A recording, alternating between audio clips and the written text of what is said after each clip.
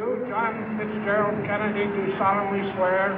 I, John Fitzgerald Kennedy, do solemnly swear. That you will faithfully execute the office of President of the United States. That I will faithfully execute the office of President of the United States. And will, to the best of your ability. And will, to the best of my ability. Preserve, protect, and defend the Constitution of the United States. Preserve, protect, and defend the Constitution of the United States. So help you God. So help me God.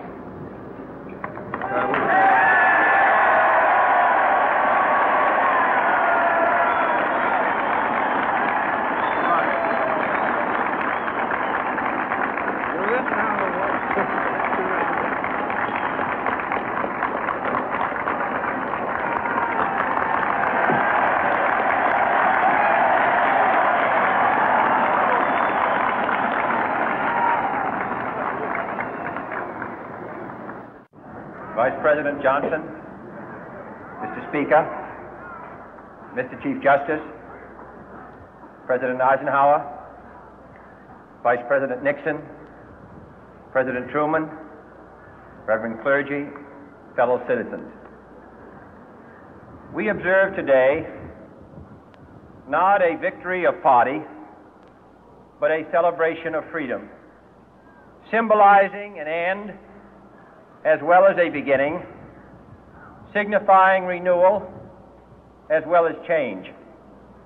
For I have sworn before you and Almighty God the same solemn oath our forebears prescribed nearly a century and 3/4 ago.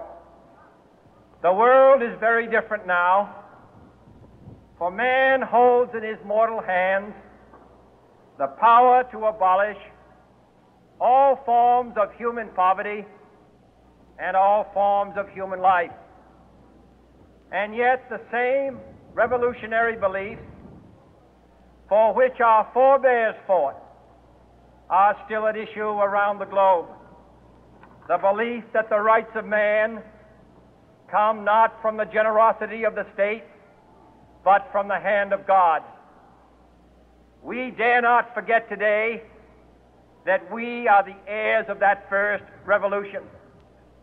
Let the word go forth from this time and place to friend and foe alike that the torch has been passed to a new generation of Americans born in this century, tempered by war, disciplined by a hard and bitter peace, proud of our ancient heritage, and unwilling to witness or permit the slow undoing of those human rights to which this nation has always been committed and to which we are committed today at home and around the world.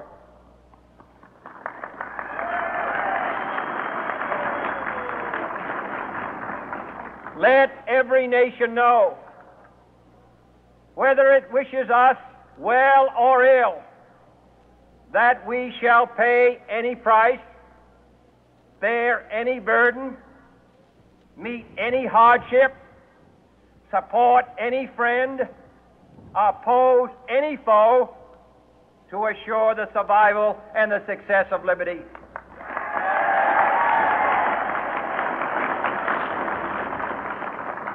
This much we pledge and more. To those old allies whose cultural and spiritual origins we share, we pledge the loyalty of faithful friends. United, there is little we cannot do in a host of cooperative ventures. Divided, there is little we can do, for we dare not meet a powerful challenge at odds and split asunder. To those new states whom we welcome to the ranks of the free, we pledge our word that one form of colonial control shall not have passed away merely to be replaced by a far more iron tyranny. We shall not always expect to find them supporting our view, but we shall always hope to find them strongly supporting their own freedom, and to remember that in the past, those who foolishly sought power by riding the back of the tiger ended up inside.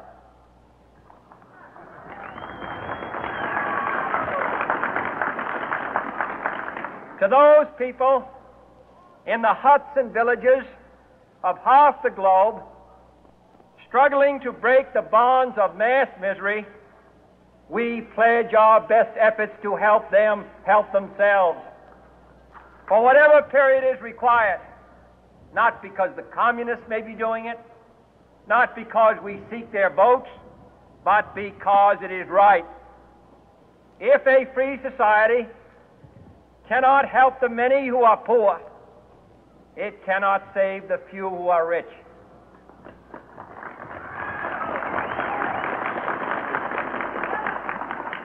To our sister republics south of our border, we offer a special pledge to convert our good words into good deeds, in a new alliance for progress, to assist free men and free governments in casting off the chains of poverty. But this peaceful revolution of hope cannot become the prey of hostile powers. Let all our neighbors know that we shall join with them to oppose aggression or subversion anywhere in the Americas. And let every other power know that this hemisphere intends to remain the master of its own house.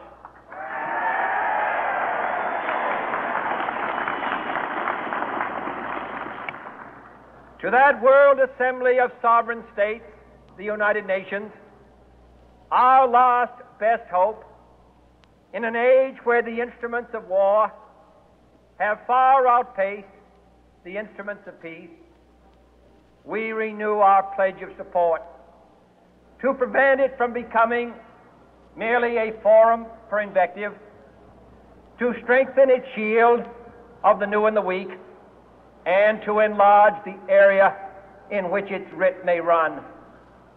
Finally, to those nations who would make themselves our adversary, we offer not a pledge, but a request that both sides begin anew the quest for peace.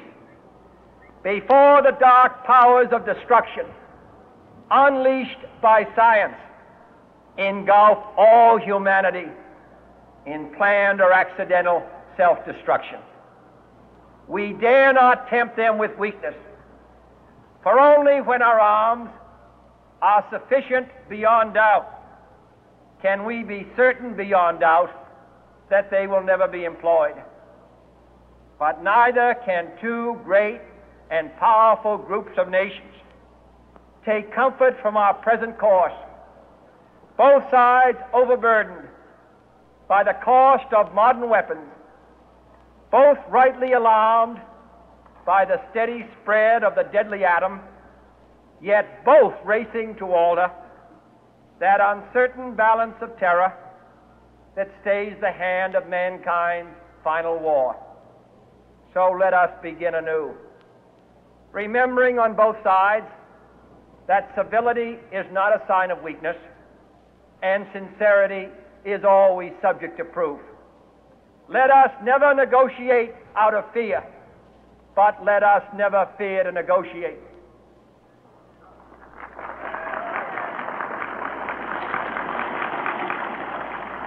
Let both sides explore what problems unite us, instead of belaboring those problems which divide us. Let both sides, for the first time, formulate serious and precise proposals for the inspection and control of arms, and bring the absolute power to destroy other nations under the absolute control of all nations.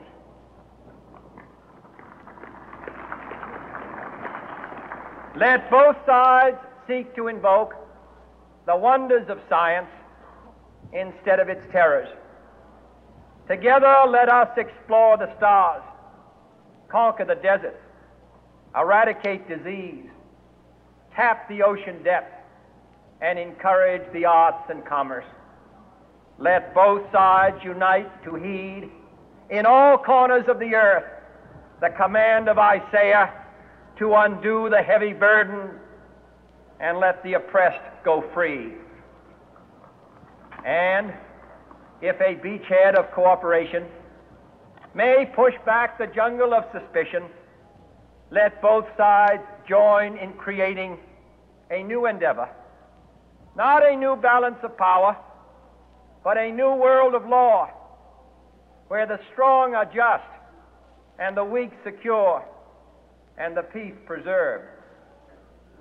All this will not be finished in the first 100 days, nor will it be finished in the first 1,000 days, nor in the life of this administration, nor even perhaps in our lifetime on this planet. But let us begin.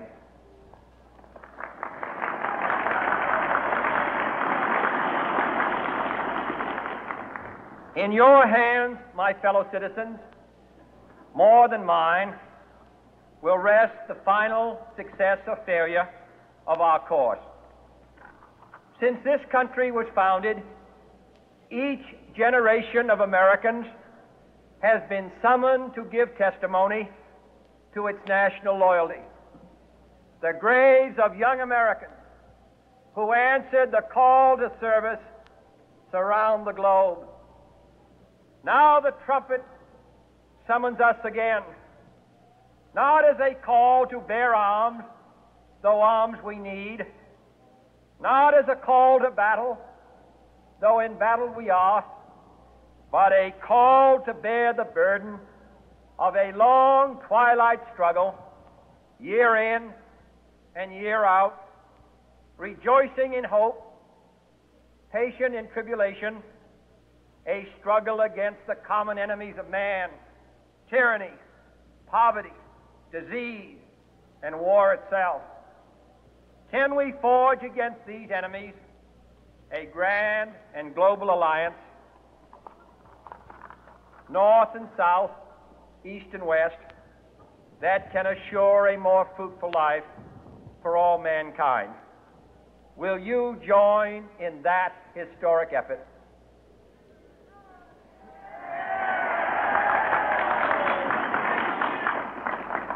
In the long history of the world, only a few generations have been granted the role of defending freedom in its hour of maximum danger.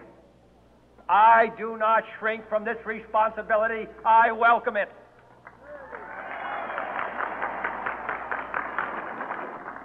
I do not believe that any of us would exchange places with any other people or any other generation. The energy, the faith, the devotion which we bring to this endeavor will light our country and all who serve it. And the glow from that fire can truly light the world. And so, my fellow Americans, ask not what your country can do for you, ask what you can do for your country.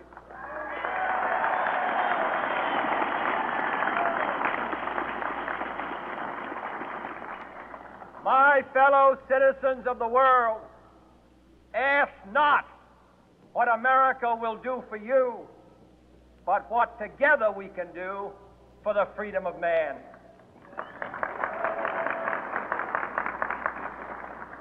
Finally, whether you are citizens of America or citizens of the world, ask of us here the same high standards of strength and sacrifice which we ask of you. With a good conscience, our only sure reward, with history the final judge of our deeds, let us go forth to lead the land we love, asking His blessing and His help, but knowing that here on earth God's work must truly be our own.